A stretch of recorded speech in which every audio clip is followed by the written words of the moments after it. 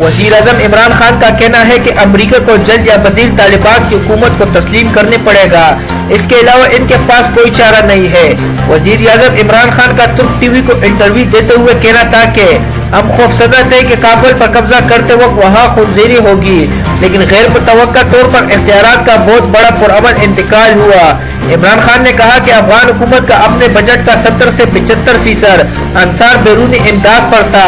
طالبان کے آنے کے بعد افغانستان کی بیرونی امداد ختم ہونے کا خدشہ ہے۔ اگر افغانستان کو امداد فراہم نہیں کی جاتی تو وہاں انسانی بحران جنم لے گا۔ طالبان کی حکومت کو تسلیم کرنے کے حوالے سے بات کرتے ہوئے وزیر اعظم عمران خان کا کہنا تھا کہ ہم نے فیصلہ کیا ہے افغانستان کے تمام ہمسایوں سے مشاورت کریں گے۔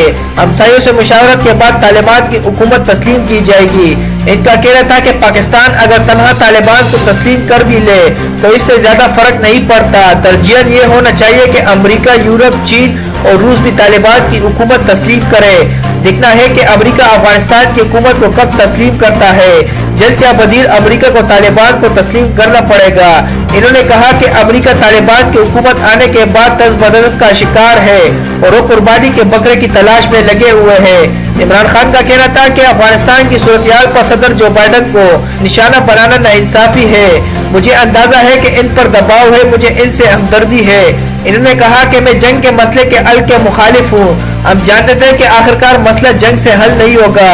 یہ عجیب بات ہے کہ اگر امریکہ پالیسیوں پر تنقید کرتے ہیں تو آپ امریکہ کے مخالف ہیں۔